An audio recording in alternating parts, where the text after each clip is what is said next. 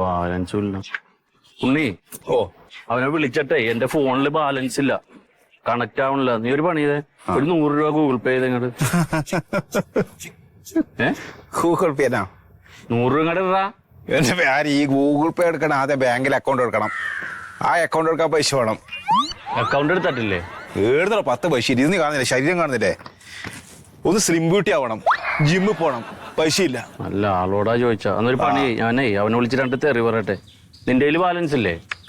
എന്തിനീ ഞാൻ പറയണ നമ്പർ ഒന്ന് ഡയൽ ചെയ്തേ. ഓന്റെ ചീത്തയും തല്ലും ഞാൻ പിടിക്കാൻ വേണ്ടിട്ട് വേണ്ട, പറ്റില്ല. എടാ ഞാനല്ലേ വിളിക്കണ, പിന്നെ എന്തിനാ നിന്നെ തെറി പറയണത്? ഇന്ന് വരെ എന്റെ ഒരു കാര്യത്തിൽ ഞാൻ തല്ലു മേടിച്ചിട്ടാ. എപ്പോ തല്ലു മേടിച്ചത് നിന്റെ കാര്യത്തിലാണ്. രാജേഷ് തച്ചത് മറക്കൂല. ഇത് രാജേഷിനല്ലേ, ഇത് വേറെ തന്നെയാണ്. ഇന്ന് വിളിച്ചിട്ട് പരിപാടിയില്ല, മടുത്തു എനക്ക് തല്ലു കൊണ്ടിട്ട്. എന്തിനാ നീ കൂട്ടുകാരൻ പറഞ്ഞ് രാവിലെ ഇവിടെ വന്ന് ചാരി ഇരിക്കണം, ഒരു ഉപകാരത്തിനും പറ്റാതെ? എന്റെ എന്തെങ്കിലും മേടിച്ച് തിന്നാനല്ലാതെ നിന്നെ കൊണ്ട് എനിക്കൊരു ഉപകാരമില്ല. എത്ര അടി കൊണ്ടുകൂടാ ഞാൻ നീക്ക് വേണ്ടിട്ട്. അവന് 2 വർത്താനം ചൂടോടെ പറയണോടാ. ഒന്നില്ലേ വിളിച്ച് പറയണോ, അല്ലെ കമന്റ് ഇടണം. ഇതിലാണെ ബാലൻസും. കമന്റ് ഇട്ടോ? ഇതില് കമന്റ് ഇട്ടോ? അത് കുഴപ്പമില്ല, ഫേസ്ബുക്കിലല്ലേ. അത് ഞാനിടൂല. നീ ഇടണേ. അത് പ്രശ്നം, അതെനക്ക് കുഴപ്പമില്ല. എന്റെ ഫേസ്ബുക്ക് എടുത്തുപ്പോ നീ കമന്റ് ഇട്ടോ. നീ ഇടണേ, ഞാൻ ഇടൂല. 2 തെറി അവനെ പറഞ്ഞില്ലെങ്കിലേ എത്ര പണം കൂട്ടോ? പണം ഇല്ല, ചീത്ത ഒറ്റ വിളിച്ചോ, എനക്ക് പ്രശ്നം. ഞാനിപ്പോ ഇതിന്ന് കമന്റ് ഇട്ട് കഴിഞ്ഞാൽ നിനക്ക് കുഴപ്പമൊന്നുമില്ലല്ലോ. എനക്കെന്ത് കുഴപ്പം? നീയല്ലേ ഇടുന്ന എന്റെ ഫേസ്ബുക്ക്. അവന്റെ പോസ്റ്റ് എടുക്കട്ടെ, അതിന്റെ താഴെ തന്നെയാണ് കൊടുക്ക. എടാ നാറി, നീ കളിക്കുമ്പോൾ ആളും തരവും അറിഞ്ഞ് കളിക്കണം. എടാ ഊളെ, ഇനി മേലിൽ നീ ഇത് ആവർത്തിച്ചാൽ നിന്റെ കാല് പിടിച്ച് വട്ടം കീറി ഞാൻ ഭിത്തിയിലൊട്ടിക്കും കേട്ടോടാ ഡാഷ് മോനെ. സംസ്കാരമില്ലാത്തത് കുറച്ചേ. നീ സംസ്കാരമില്ലാത്തവരാണ് നാട്ടുകാർ പറയും. എന്തെങ്കിലും പറയട്ടെ, ലേറ്റ് ആക്കിയേ. എനിക്ക് മനസ്സിലായി. നല്ല സാധാരണ വിളിക്കുന്ന അമ്മ വിളിച്ചോ? ഓക്കെ, അത് വിട്ടിട്ടുണ്ട്. പോയല്ലേ? അല്ല പിന്നെ നമ്മുടെ കളി.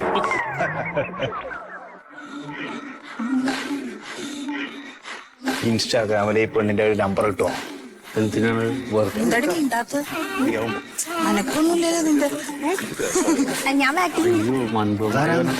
അത് അച്ഛന്റെ വകയിലൊരു പെങ്ങളാണ്. എന്റെ സങ്കല്പത്തില് പെണ്ണ് ഇതാണ് കേട്ടാ. അവനിപ്പോ ഒരുപാട് വയസ്സുണ്ടാ.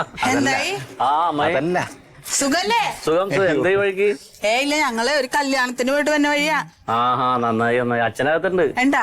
അല്ല, നിനക്ക് ഏതാണ്ട് ലിസ്റ്റിൽ പേര് വന്ന് ജോലിക്കെന്നൊക്കെ പറഞ്ഞു. അത് ഇന്റർവ്യൂ കഴിഞ്ഞ് ഇനി അപ്പോയിന്റ്മെന്റ് ഓർഡർ വരുമ്പോ ജോയിൻ ചെയ്യണം. ജോയിൻ ചെയ്താ മതിയല്ലേ? ലക്ഷ്മി ഇപ്പൊ എന്ത് ചെയ്യണ്? ഞാനിപ്പോ കോഴ്സ് കഴിയാറായി. അവക്കെ ഒരു പരീക്ഷയും കൂടി ഉണ്ട്, അത് എഴുതണം. സുഹൃത്താണ്. പുണ്യപ്പുറത്തുള്ള ചെല്ലി ചെല്ലി. അച്ഛനകത്തുണ്ട്. സുഖദേട്ടാ,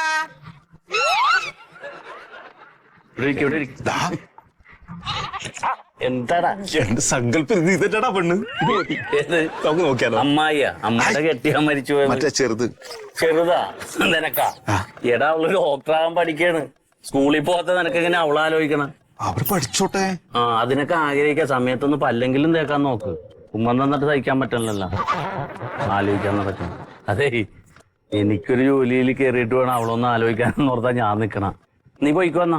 ഞാൻ പോയിക്കോ, വീട്ടിൽ പോടാ. ഞാൻ പോകില്ല. പിന്നെ നീ ഇവിടെ എന്തിനാ ഇരിക്കണ? വീടിന് ഉച്ചക്കത്തെ ചോറും കിട്ടും. ചോറൊന്നുമില്ല ഇവിടെ നിന്ന്, വിരുന്നുകാരൊക്കെ ഉള്ളതാണ്. ചെല്ലി നീ. ദുഷ്ടനാട്ടാ.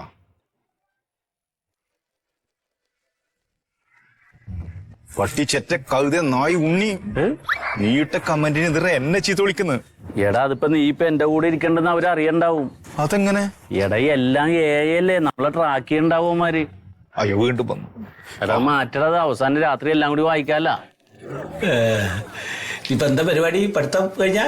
പഠിത്തം കഴിഞ്ഞാ കല്യാണം കല്യാണ പ്രായക്കായി. പിന്നെ കല്യാണം നോക്കാണ് സുഖദേട്ടാ. വേണം. അതെന്താ അറിയോ? ഒരു 6 മാസത്തിനുള്ളിൽ നടത്തണം. ജാതകത്തിൽ അങ്ങനെ. അതെ, 29 വയസ്സ് കഴിയണം അല്ലെങ്കിലേ. അയ്യോ, അത്ര നീട്ടിക്കൊണ്ടൊന്നും വേണ്ടത്. അപ്പൊ ഞാൻ ഇവളോട് പറഞ്ഞു, നമുക്ക് ഇപ്പഴേ അങ്ങോട്ട് ആലോചിക്കാം, എന്നിട്ട് ആ പരീക്ഷ കഴിയുമ്പോ അങ്ങോട്ട് നടത്താം. അല്ല, ആരെങ്കിലും കണ്ടുവച്ചിട്ടുണ്ടോ? ഞാൻ അച്ഛനമ്മ ആരാണ് പറയണ അയാളെ. അത് നന്നായി. അല്ല ഇപ്പോഴത്തെ കാലാണ് ഇപ്പൊ കുട്ടികളെന്ന് പറഞ്ഞു കഴിഞ്ഞപ്പോ എന്താ ചെയ്യാ, അത് ഞാൻ ചോദിച്ചു. അപ്പൊ അങ്ങനെ ഒന്നുമില്ല.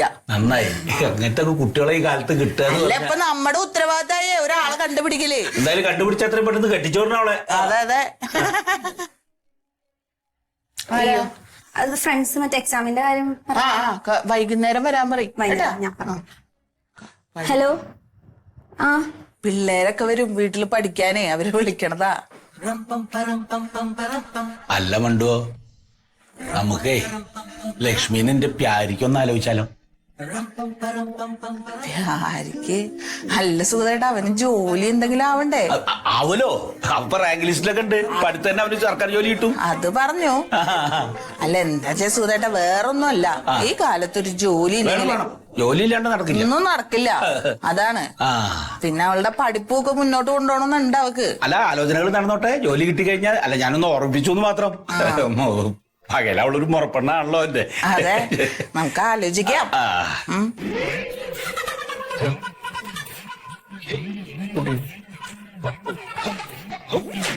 എന്താടാ നിന്റെ പേര്? സുധി. സുധി. ഇതെന്തരിത്? ഇതെന്താടാ 20 ഒപ്പ് 20 രീതിയിൽ?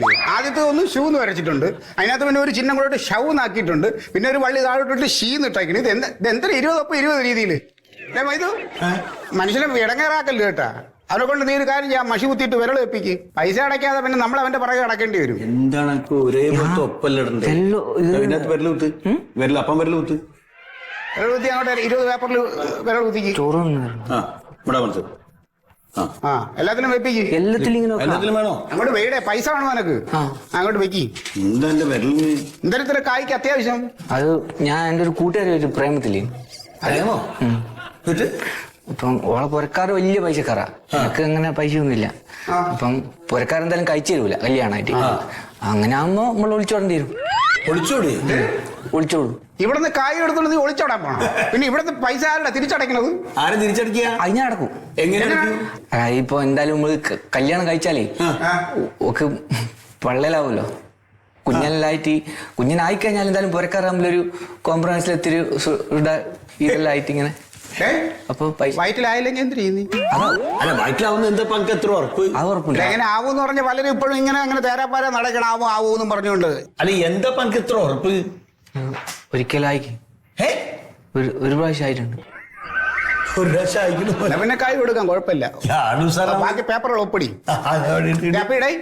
പിന്നെ ഒരു കാര്യം, 6 മാസത്തിനുള്ളിൽ കായകൾ തിരിച്ചടച്ച് നിന്റെ വണ്ടിയുടെ RC ബുക്ക് കൊടുന്ന് എടുത്തോണ്ട് പൊയ്ക്കോളണം.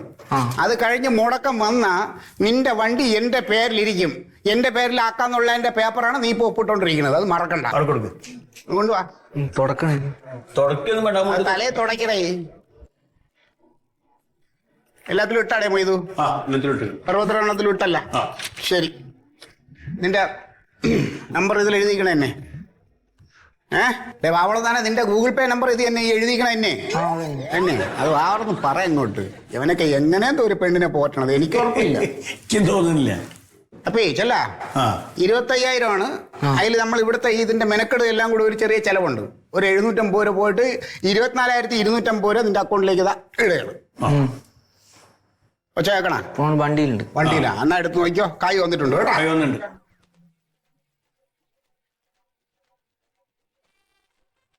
ഇവൻ കുഴപ്പക്കാരനാണ്. ഇവന്റെ വിരലടയാളങ്ങൾ പോലും വ്യത്യാസം പോലെ എനിക്ക് തോന്നണം. സാറേ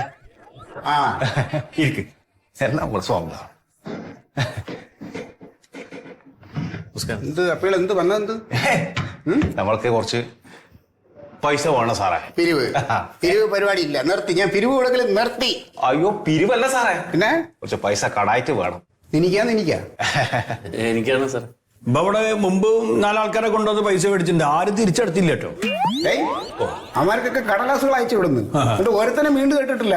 കടലാസുകൾ തിരിഞ്ഞു നോക്കിയിട്ടില്ല ഫയലുകൾ. എന്റെ സാറേ അതുപോലത്തെ ആളെ അല്ല, ഇത് സർക്കാർ ഉദ്യോഗസ്ഥനാണ്. നേരത്തെ പറയണ്ടേ? ഏത് ഡിപ്പാർട്ട്മെന്റില്? ഡിപ്പാർട്ട്മെന്റ് ആയില്ല, നിയമനം കിട്ടണേ ഉള്ളൂ. ഉടനെ ജോയിൻ ചെയ്യും. ആദ്യത്തെ ശമ്പളത്തിരുന്ന് തന്നെ ഞാനിത് അങ്ങോട്ട് അടച്ചു തീർത്തോളാം. ആയില്ല, ഇല്ല, ആവാൻ പോണേ ഉള്ളൂ. ഇല്ല, ആവും, ഉറപ്പാണ്. അപ്പൊ ഇച്ചിരി കാര്യങ്ങളുണ്ട്. അപ്പൊ നമ്മൾ ആ ജോലിക്ക് പ്രവേശിക്കുന്നതിന് മുമ്പ് ഉള്ള ബാധ്യതകൾ ബാധ്യതകളൊക്കെ തീർത്ത് നിന്നാല് പിന്നെ ശമ്പളം കിട്ടണത് നമ്മൾ അടച്ചു തീർത്താൽ മതിയല്ലോ. അങ്ങനെ മുൻകൂർ അല്ലേ ഒരു കരുതല്. അപ്പൊ ഉണ്ണി പറഞ്ഞൂടെ മനോജ് സാറിന് വന്ന് കണ്ട ആവശ്യത്തിന് ഉണ്ണി പറഞ്ഞ പൈസ ഉടനെ എടുത്ത് കൊടുക്കാൻ ഞാൻ ഇവിടെ ഇരിക്കില്ല, കൊടുത്തേക്കാൻ ഞാൻ അനുഭവിച്ചോണ്ടിരിക്കുകയാണ്. ഒരു കാര്യം പറയാ, നിനക്ക് സർക്കാർ ജോലി കിട്ടി, നീ അവിടെ മറ്റേ ശമ്പള കടലാസം ഉണ്ടല്ലോ അതുമായിട്ട് വാ, അപ്പൊ ഞാൻ കൈ തരാം. അല്ല സാറേ അത് ഉറപ്പാണ്. ചിലക്കളി ഇവിടുത്തെ രീതികള് ഒന്നില് വണ്ടിയുടെ RC ബുക്ക്, അല്ലെങ്കിൽ വസ്തുവിന്റെ RC ബുക്ക്, അതല്ലെങ്കിൽ വസ്തുവിന്റെ പ്രമാണം പറയണ RC ആധാരോ അല്ലെങ്കിൽ പിന്നെ സ്വർണ്ണ പണയം. ഈ 3 രീതിയിലാണ് ഇവിടെ കായകൾ കൊടുക്കുന്നത്. സാറ് പറഞ്ഞിട്ടില്ലേ ശമ്പള സർട്ടിഫിക്കറ്റ് വന്ന കൈ ഇട്ടു, അത് മതി. അല്ല മനോജ് സാറേ, ഈ ഭൂമി ആകാശവും സകല ജീവജാലങ്ങൾക്കും ഇല്ലേ അല്ലേ, അതിലൊരു ജീവജാലം ഇല്ലേ സാറേ ഇപ്പൊ ഞാൻ. അതുകൊണ്ട് ഈ ഭൂമിന്റെ ഏതെങ്കിലും ഒരു ഭാഗത്ത് അത് വീടായിട്ട് കാണാം. ഭൂമി ആരും കൊണ്ടുപോയില്ലല്ലോ, നാടനെ ഉണ്ടാവും, കേടി പോവില്ല ഭൂമി. എന്നാ പിന്നെ നിന്റെ വീട്ടിൽ നിന്ന് നിന്റെ തന്തയെടുത്ത് പറഞ്ഞിട്ട് കുറച്ച് കായ് കൊടുക്കും. ശരി പേപ്പറൊക്കെ ആയിട്ട് വരാം. പോയിട്ടോ, അവന് മനസ്സിലായി, നിനക്ക് മനസ്സിലായില്ല, പൊക്കോ.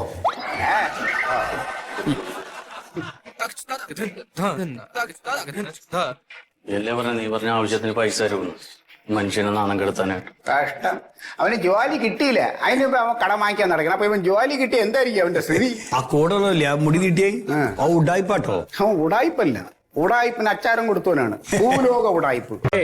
സൊസൈറ്റിയിലും പരസ്പര ജാമ്യത്തിൽ എന്തോ പരിപാടി ഉണ്ടെന്ന് പറഞ്ഞ 50 രൂപ അവ 2000 കിട്ടിയാലേ എന്നെ പഠിപ്പിക്കാൻ തന്നെ മൂപ്പര് കുറെ പൈസ ഉണ്ടാക്കി. വെറുതെ കുറിയും തൊട്ടിരിക്കണ ഒരു മാറിക്കൊറാ. അവിടെ അങ്ങോട്ട് കയറാൻ വയ്യ. അതെ, ഒരു ചന്ദനത്തിരി വന്ന പോലെ. അത് മതി. ഞാൻ ഈ മോന്റെയാണ് നേരത്തെ കത്തി, ആ നേരത്തെ ഓർമ്മ വരുള്ളൂ. നമ്മളെ ലത്തിക്കും ബീച്ചും ഹജ്ജിന് വന്നാണല്ലോ. ആ അതുകൊണ്ട് ലത്തിക്ക് കിട്ടി, ലത്തിക്കും ഭാര്യക്കും കിട്ടി. എനിക്ക് കിട്ടിയില്ലടോ പ്രാവശ്യം, കിട്ടിയില്ല. കായൊക്കെ റെഡിയാക്കി വെച്ചാ പറഞ്ഞത്, അതൊക്കെ ഒരു ഭാഗ്യാണ്. പടച്ചോന്റെ വീടില്ലാത്തവർക്ക് അങ്ങോട്ട് എത്താൻ പറ്റും. എനിക്ക് ജോലി കിട്ടിയേട്ടാ. അതെ, അൽഹംദുലില്ലാ, പടച്ചോൻ കാത്ത്. എവിടെ? SWTDയിലാണ്, ജലഗതാഗത വകുപ്പില്ലേ, റാങ്ക് ലിസ്റ്റിലുണ്ടായല്ല. അതിപ്പോ ഇന്റർവ്യൂ ഒക്കെ കഴിഞ്ഞിട്ട് വിളിച്ചു, 4 ദിവസം കഴിയുമ്പോ ജോയിൻ ചെയ്യണം. അതെ, രക്ഷപ്പെട്ട് പടച്ചോൻ കാത്ത്. അപ്പൊ ഇത്തവണ പോണില്ല അല്ലേ? ഒക്കെ റെഡി ആയതാണ്, പിന്നെ അവസാനം ഇപ്പൊ കിട്ടിയില്ല. ഞാനേ ഇപ്പൊ ഈ 3-4 ദിവസം കഴിയുമ്പോ ജോയിൻ ചെയ്യണമല്ല. അപ്പൊ ഈ വെറുതെ നടന്നപ്പോ ഒരു ചെറിയ അല്ലറ ബാധ്യതയൊക്കെ ഉണ്ടാക്കി വെച്ചിട്ടുണ്ട്. അത് ശരി. അപ്പൊ അവരൊക്കെ ചോദിക്കണ ആകെ പ്രശ്നം. ശമ്പളം കിട്ടി അങ്ങനെ തരാ പറയണോ? പറഞ്ഞു, പക്ഷെ അത് കേൾക്കണ്ടേ. പക്ഷെ ഇതൊക്കെ കൊടുത്തൊന്ന് സമാധാനമൊക്കെ ഫ്രഷ് ആയിട്ട് പോയാലേ ഓരോരുത്ത് കടം കൂടിയാൽ മതിയല്ല. അപ്പൊ അതിനൊരു 1 ലക്ഷം രൂപ ഞാനൊന്ന് ആരോടെങ്കിലും ഒന്ന് തിരിമറിക്കാൻ അന്വേഷിച്ച് കിടക്കായിരുന്നു. പക്ഷെ ഇപ്പൊ ചോദിച്ചവരൊക്കെ മുടക്കാ പറയണത്. അപ്പൊ അങ്ങനെ ഒരു അവസ്ഥയിലാണ്. ഒരു വണ്ടി ഒന്ന് മാറ്റണം, ഇച്ചിരി സെറ്റപ്പ് ആയിട്ടൊക്കെ വേണം ചെല്ലാനേ, അല്ലെങ്കിൽ മറ്റുള്ളവര് നമ്മളെ വില വെക്കൂല. അതൊക്കെ ശരിയാ. ഇപ്പൊ ഈ ഹജ്ജിന് ഇനി അടുത്ത കൊല്ലല്ലേ പോവുള്ളൂ. ഇനിയിപ്പൊ അടുത്ത കൊല്ലം പോണം എങ്ങനെയും അതൊക്കെ എത്തണം. പടച്ചോൻ കാത്തൊന്ന് കിട്ടിയാ മതി. അപ്പൊ അതിന് വെച്ചാണ് ഫണ്ട് ഒന്ന് സഹായിക്കാൻ പറ്റുമെങ്കിൽ ഞാനൊരു 5 മാസം കൊണ്ട് തിരിച്ചറിയ 20 രൂപ വെച്ച് തരായിരുന്നു മാസം. പുറത്താരോടും ചോദിക്കണ്ടല്ല. അതിപ്പോ എന്നൊക്കെ എനിക്ക് തരാൻ പറ്റാ? എനിക്ക് നാളെ കിട്ടിയ നാളെ, ഇന്ന് കിട്ടിയ നാളെ. ഇപ്പൊ എന്നാ എനിക്ക് തിരിച്ചറിയാൻ പറ്റില്ല. നീയല്ലല്ലോ, ഞാനല്ലേ വാങ്ങണത്. എനിക്കൊരു ജോലി ഉള്ളതുകൊണ്ടാണ് ഞാൻ ചോദിക്കണത്. നിന്റെ പോലെ വെറുതെ വീഡിയോത്ത് ചണക്ക് വെച്ചിരിക്കല്ല ഞാൻ. ഇതിപ്പോ 10-60,000 രൂപ വെച്ച് മാസം കിട്ടുമല്ലോ. അപ്പൊ അതിൽ നിന്ന് ഒരു 20 രൂപ വെച്ച് 5 മാസം തന്നാ കടം തീർന്നില്ലേ? ശമ്പളം കിട്ടുന്ന വഴി കോയക്കട വീടിന് മുമ്പിൽ വന്നത് തന്നിട്ടല്ലേ വീട്ടിലോട്ട് പോകും. ഞാൻ തരാം. എന്നാ ഇപ്പൊ ഞാൻ അതിനായിട്ട് വേറെ സൂതന്റെ കുട്ടിയല്ലേ. അതെ, എനിക്ക് പുറത്താരോടും തലമാന്തണ്ടല്ലോ. നല്ലൊരു കാര്യത്തിന് അച്ഛന്റെ സുഹൃത്തുല്ലേ. അതെ, എന്നാ ശരി, എന്നാ വെച്ചാൽ അങ്ങോട്ട് വന്നാൽ ഞാൻ വന്നേക്കാം. ഞാൻ തരണ്ട്. സ്വരൂപേ സ്വരൂപേ വേണ്ട കേട്ടാ, കോയക്ക തന്നോളൂ, മറ്റുള്ളവരോട് ചോദിക്കണ്ട. ഞാൻ തരാം. ഒരു വലിയ കാര്യം നടന്നു. നീ എന്താ ഇതിന്റെ ഇടയ്ക്ക് ഇളക്കണത്? നമ്മ കടം മേടിച്ചിട്ട് ആർക്കും തിരിച്ചു. നമ്മ കടം എന്ന് പറഞ്ഞാൽ അതെന്റെ അച്ഛന്റെ കൂട്ടുകാരൻ, എനിക്ക് അവകാശപ്പെട്ടതാണ്. അതാണ് പുള്ളി തരാന്ന് പറഞ്ഞത്. ദൂരം മക്കയില് പോണ്ട ആളാണ്. മക്കയിലൊക്കെ പോവും.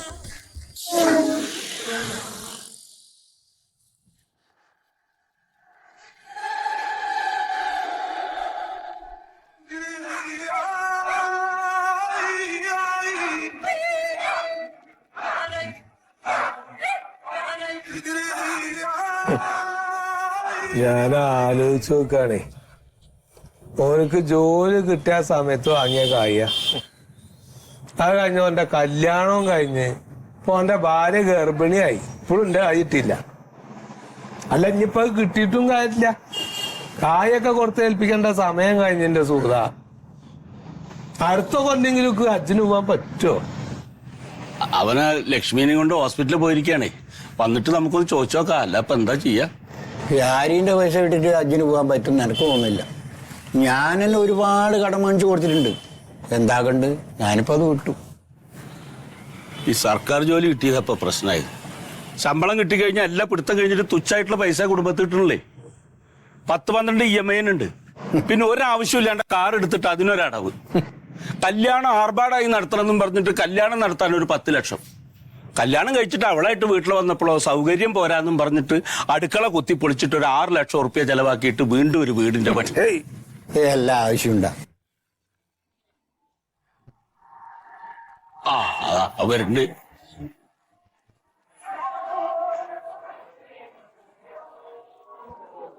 അല്ല ഓന്റെ കാറോ? കാർ അടവ് തെറ്റിയിട്ട് ഫൈനാൻസുകാർ പിടിച്ചോണ്ടായില്ലേ? അതുകൊണ്ടാ? അപ്പൊ അതറിഞ്ഞില്ലേ? ഇല്ല. എന്നാ ആശ്വാസമായി. പോയത്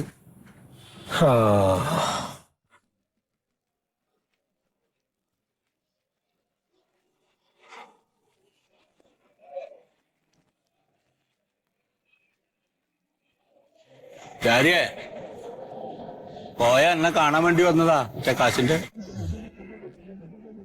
ചിന്റെ മോഹം നശിപ്പിച്ച് കളഞ്ഞല്ലോ എന്റെ പൊന്നാല പ്യാരി. ഹജ്ജിന് പോവാൻ കാശ് കൊടുക്കേണ്ട സമയമൊക്കെ കഴിക്കും. ഇനിയിപ്പൊ അടുത്ത കൊല്ലേ പോവാൻ പറ്റൂ. ഒന്നും മനഃപൂർവ്വമല്ല പോയേക്ക. സമയത്തൊന്നും പറഞ്ഞ പോലെ അറേഞ്ച് ചെയ്യാൻ പറ്റിയില്ല. ഇനി അടുത്ത തവണ ഹജ്ജിന് പോണതിന് മുമ്പ് ഞാനിത് തീർത്ത് തന്നോളാം. ഇത് വാക്ക് മാറില്ല. മോള് ഡോക്ടറെ കണ്ട? കണ്ടു. എന്താ പറഞ്ഞ്? കുറച്ച് കോംപ്ലിക്കേറ്റഡ് ആണെന്നാ പറഞ്ഞേ. അപ്പൊ കുറച്ച് പൈസ നമ്മള് നേരത്തെ കരുതി വെക്കേണ്ടി വരും. വലിയ സർക്കാർ ഉദ്യോഗസ്ഥനാണല്ലോ. വലിയ ഹോസ്പിറ്റലേ പറ്റൂ. ഗവൺമെന്റ് ഹോസ്പിറ്റലൊന്നും കൊണ്ടുപോകാൻ പറഞ്ഞാൽ കേക്കണ്ട. ഇനിയിപ്പൊ അതിന് കാശ് എവിടുന്ന് കരുത് കോയക്ക. ഇപ്പൊ അടുത്ത തവണ ഹജ്ജിന് പോകാൻ പറ്റേക്കണ കുറച്ച് ഫണ്ട് ഉണ്ടാവുമല്ലോ. അതിൽ നിന്നൊരു 2 ലക്ഷം രൂപയും കൂടി എന്നെ ഒന്ന് ഹെൽപ്പ് ചെയ്യാൻ പറ്റുമോ? ഞാൻ ഒന്നിച്ച് തരാം അടുത്ത തവണ. ഇപ്പൊ എന്നോട് ഈ ചോദിച്ച കാര്യം ഉണ്ടല്ലോ, ഇത് അന്ന് എന്നോട് കാശ് ചോദിക്കുമ്പോ ഞാൻ അന്നോട് പറയേണ്ട ഒരു കാര്യമായിരുന്നു, ഹജ്ജിന് പോയിട്ട് എനിക്ക് കൈ തരാന്ന്. അത് ഞാൻ ചെയ്തില്ല. അതിന്റെ ഇടങ്ങറാണ് അപ്പ അനുഭവിച്ചുകൊണ്ടിരിക്കുന്നത്.